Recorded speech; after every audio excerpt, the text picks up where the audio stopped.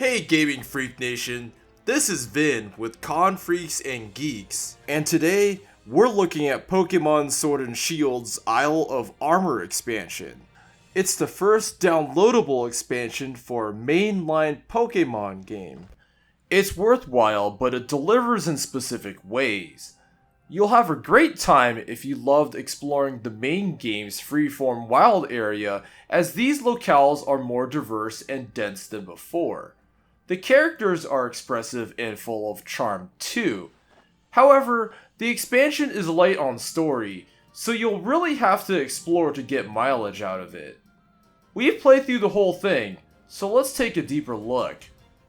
When you start your adventure, you'll ride from Wedgehurst Station to the Isle of Armor, where you'll meet the poison trainer Clara in Sword, or the psychic rival Avery in Shield.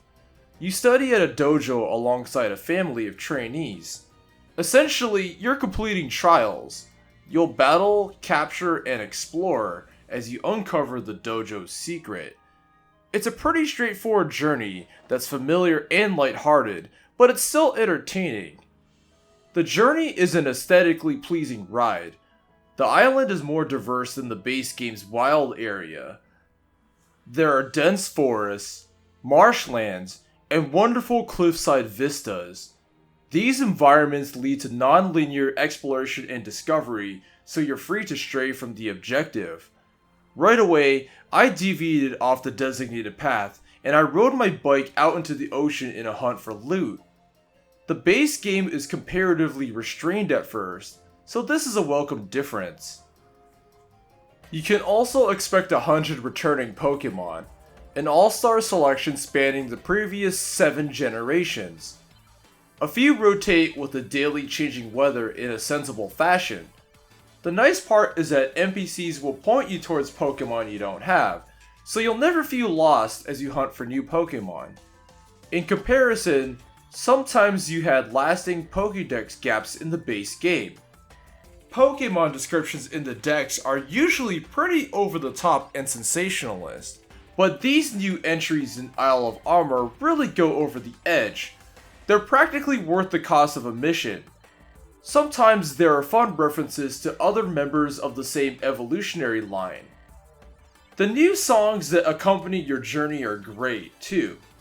There are some new battle songs that are quite moving, and fortunately you can listen to them freely later on.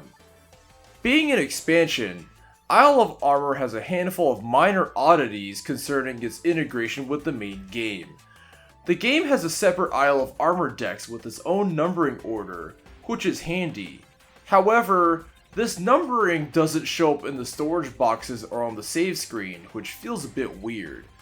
The game balance is seemingly based off endgame levels from the main adventure, but chances are you've leveled up your main Pokemon over the past few months, so it might feel a bit odd if you're seeking some fair fights. The island provides replayability even after players wrap up the story. There are 151 Aeolin Digletts to locate across the entire map. These can be tricky to find, as the little hair tufts blend into the surrounding environment. You can get some pretty solid rewards, but it's a bit of an endurance run if you want to complete the scavenger hunt. Another highlight of the Isle of Armor is how it expands Pokemon mechanics. Some new moves take advantage of terrain, which leads to new team compositions. More treasure hunting NPCs are present. You can dig up Armorite ore, which you can use to teach moves, reset your Pokemon's training progress, or dig up more watts. These watts can now be used to expand the base facility on top of buying items, which is satisfying. You can also combine items into a new one, but the implementation is a mixed bag. You can discover new recipes, but the process is awkward since there's no recipe storage, and the ingredients are displayed one at a time when you do get a new recipe. Expending resources can result in some randomness too, but some recipes lead to astronomically powerful items. As one would imagine, the expansion will primarily please those who enjoyed the base game, especially those who enjoyed the wild area. That said, The lack of an on-screen minimap and compass still make navigation a bit more difficult than necessary. The few new Pokemon and Galarian forms are also a bit of a downer, but the new inclusions are quite distinct and memorable. The expansion's length might be a sticking point for some too. The main story scenario will likely only take players approximately 2 to 4 hours. However, if you want to catch everything and find all of the collectibles, you can easily spend over 20. Much like the base game, Sword and Shield provide a light take on open world exploration, and it seamlessly fits the Pokemon formula of catching and battling.